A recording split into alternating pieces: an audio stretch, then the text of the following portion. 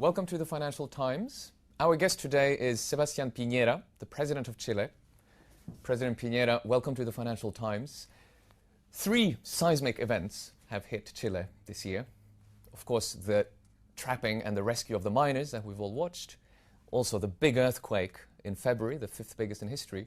And then your own election, the first elected president from the right in Chile in 52 years. Which of these 3 events is going to change Chile the most? Good question. I think that all of them have been extremely significant.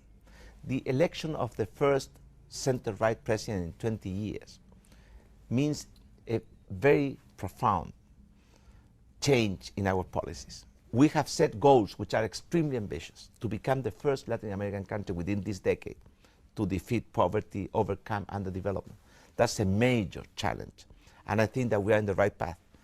The earthquake was devastating because it was the 5th worst earthquake in the history of mankind. It was devastating. It cost us a lot of lives. More than 500 people lost their lives. But also it cost us 18% of our GNP in terms of infrastructure destruction. We lost 1/3 of our schools, 1/3 of our hospitals, bridges, airport, ports, and we are reconstructing them. And the miners' search and rescue effort has been so emotional. It has moved people in such a strong way that I think that Chile now is a much more united country, stronger country, and better known and more respected worldwide. It's clear that the world's eyes are on Chile after the mining rescue. Can we talk a little bit about Chile's role in the world, in the global economy? Your finance minister yesterday in our pages criticized both the US and China for the currency wars that are now pushing up currencies like the Chilean peso and the currencies of similar countries. Do you think the big powers are pursuing economic policies that are harmful to countries like Chile? I tend to agree with that. I think that they have to coordinate themselves better. Because who is to blame for it? The US, because they are running a huge fiscal and current account deficit, or the Chinese that are trying to overvalue their currency to promote their exports? I think that the blame should be put in both sides. What's the right response for countries like yours? Are you in favor of capital controls? No. Chile is such an open economy. We have free trade agreements with 52 countries around the world, Europe, the US, Canada, India, China, Korea, that we want to be part of the world. And for that, we want to integrate our economy, not only in the commercial side, but also on the financial side. And therefore, we have a flexible exchange rate. And we are not in favor of capital constraint unless we have to face extraordinary conditions. You are now on a trip to promote Chile in Europe, but you are really closer to China. You're across the water, the big ocean, admittedly, but you're across the water from China. Is China not going to be more important for Chile in the future than Europe is? Well, China is now by far the most important trading partner of Chile. They represent like 25% of our exports. And it's growing and growing because they are growing so fast. But for us, Europe means something very special because with Europe, we have not only this free trade agreement, we share history, values, principles, and therefore Europe for us is extremely important. We belong to the Western world, but we want to be part of the universal world. That's why we are working in all the fronts, with Europe, with the US, with the Asia-Pacific area, and especially with China and India, which are the emerging superpower of the future. Can we pursue China a little bit more? The president of the Chilean Miners Association just recently encouraged Chinese mining companies to invest in Chile. Would you welcome greater Chinese involvement in the Chilean mining sector? We welcome all foreign investment if they respect our local laws. And China has not invested in Chile yet. Maybe they are used to do joint ventures with public companies. And in Chile, we have basically a private economy. But if they want to, or they decide to invest in Chile, they will be welcome. Let's talk about the domestic economy and the domestic laws, because you're suggesting that reforms are on the way. The Chilean model has been celebrated as a successful free market model, and yet we saw that accidents like the one we have just witnessed are possible. Does the Chilean model have to change? You always have to be improving your model. Of course, we will stick to basic pillars of our model.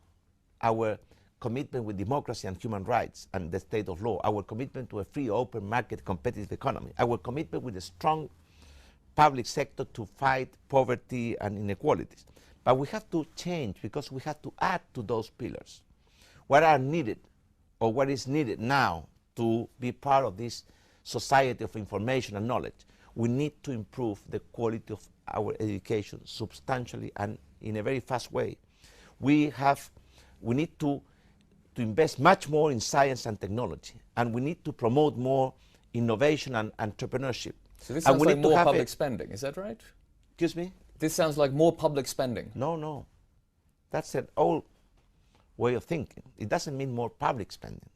It means basically more private investment in those areas. But the public sector has to create the conditions in order to allow our economy to enter this new age of the society of information and technology. And therefore, we are promoting more investment in science and technology, more innovation, more entrepreneurship, a more flexible society to be able to adjust to a world that is changing so rapidly. You've talked about a new deal after the mining rescue. Is that a new deal for miners? Is it a more general workers' rights regulation package?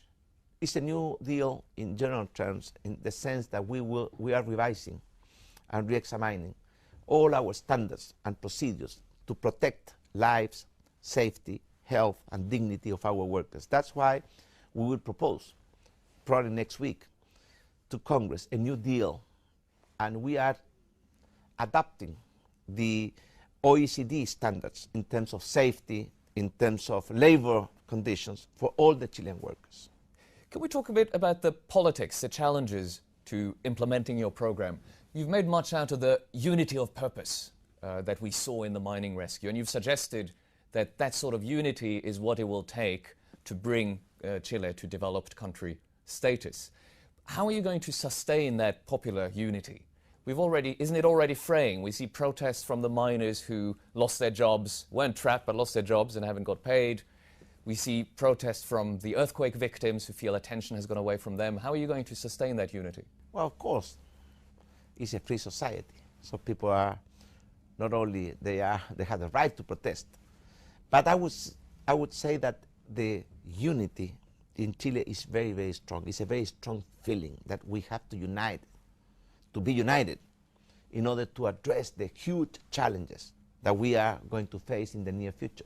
To defeat poverty, to overcome underdevelopment, to create opportunities, to do the major and structural reforms in the education and health system, to start winning our war on crime and drugs. For that we need unity, because at the end of the day, unity is the source of our strength and division is the source of our weakness.